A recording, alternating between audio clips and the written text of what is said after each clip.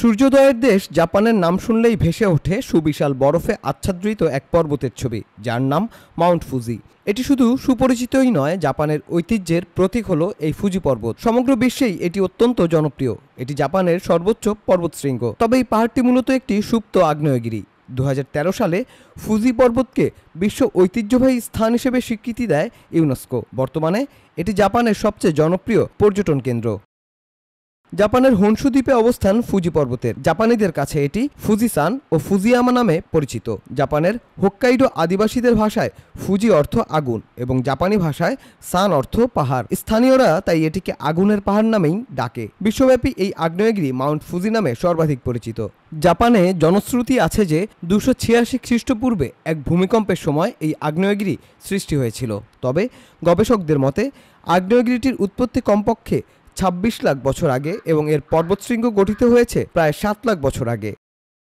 Mount Fuji 3টি আগ্নেয়গিরির সমন্বয়ে গঠিত। পাহাড়টি টোকিও থেকে মাত্র 100 কিলোমিটার দূরে অবস্থিত। রৌদ্রোজ্জ্বল দিনে টোকিও থেকেও এই পর্বতের চূড়া স্পষ্ট দেখা যায়। ফুজি পাহাড়ের উত্তর দিকের ঢালে 5টি হ্রদ আছে। এগুলো 5 ফুজি লেক হিসেবে পরিচিত। ফুজি পর্বতের উচ্চতা 12,380 ফুট।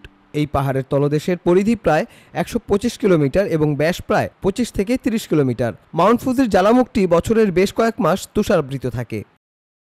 ফুজি পর্বতের নিচে 3টি টেকটোনিক প্লেটের মিলন ঘটেছে। ভূবিজ্ঞানীদের আশঙ্কা যে কোনো মুহূর্তে এর বিস্ফোরণ ঘটতে পারে। প্রতি 500 বছর পর পর এখানে বড় ধরনের অগ্ন্যুৎপাত ঘটে। 1707 সালে মাউন্ট ফুজিতে সর্বশেষ অগ্ন্যুৎপাত ঘটেছিল। সে সময় এর আগ্নেয় ছায়ে ছেয়ে গিয়েছিল টোকিও শহরও। ভবিষ্যতেও এই আগ্নেয়গিরির প্রবল অগ্ন্যুৎপাত হলে টোকিও শহর সম্পূর্ণ চাপা পড়ে যাওয়ার সম্ভাবনা রয়েছে। ফুজি জাপানের 3টি পবিত্র পর্বতের একটি।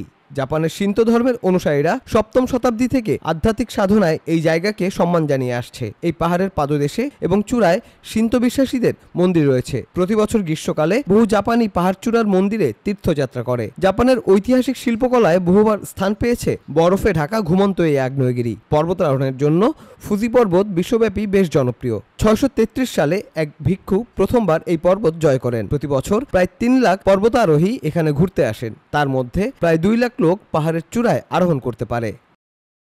জাপান এমনিতেই সূর্যোদয়ের দেশ হিসেবে পরিচিত। তার উপর দেশের সর্বোচ্চ শৃঙ্গ থেকে সূর্যোদয় অবলোকন করা আরও রোমাঞ্চকর। ফুজি পাহাড়ের উপর থেকে সূর্যোদয় উপভোগ করার আলাদা নামও আছে। একে বলা হয় গোরাইকো। মাউন্ট ফুজিকে বাইরে থেকে অত্যন্ত স্নিগ্ধ মনে হলেও এর ভেতরে জমে আছে বিপুল পরিমাণ লাভা।